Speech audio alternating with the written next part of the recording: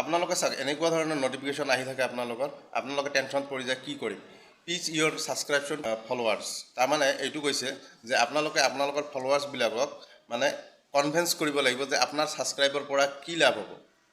আপোনাৰ ছাবস্ক্ৰাইব এমাউণ্টটো কিমান এনেকুৱা সুন্দৰকৈ তলত এড এ পিচ যে আছে এই এড এ পিচত লিখিব লাগিব যে মোৰ পৰা ছাবস্ক্ৰাইব কৰিলে এনেকুৱা ধৰণৰ লাভ হ'ব পাৰে মোৰ ভিডিঅ'ৰ পৰা আৰু আপোনালোকৰ ছাবস্ক্ৰাইব এমাউণ্টটো ইমান কমকৈ দি আছে আপোনালোকে মোক ছাবস্ক্ৰাইব কৰি থ'ব তেনেহ'লে আপোনালোকৰ সুবিধা হ'ব এনেকৈ ধুনীয়াকৈ লিখি এড এ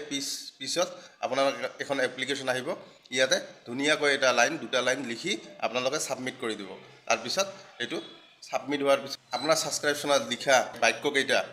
আপোনালোকৰ ফলোৱাৰ্ছৰ ওচৰলৈ যাব তেতিয়া যিজনে পাৰিব আপোনাক ছাবস্ক্ৰাইব কৰি থ'ব আপোনালোকে চাওক এনেকুৱা ধৰণৰ নটিফিকেশ্যন আহি থাকে আপোনালোকে টেনশ্যন পৰি যায় কি কৰিম পিচ ইয়ৰ ছাবস্ক্ৰিপশ্যন ফলোৱাৰ্ছ তাৰমানে এইটো কৈছে যে আপোনালোকৰ ফলোৱাৰ্ছবিলাকক মানে কনভিন্স কৰিব লাগিব যে আপোনাৰ ছাবস্ক্ৰাইবৰ পৰা কি লাভ হ'ব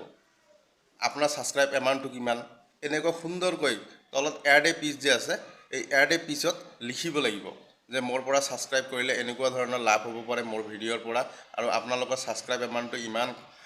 কমকৈ দি আছে আপোনালোকে মোক ছাবস্ক্ৰাইব কৰি থ'ব তেনেহ'লে আপোনালোকৰ সুবিধা হ'ব এনেকৈ ধুনীয়াকৈ লিখি এড এ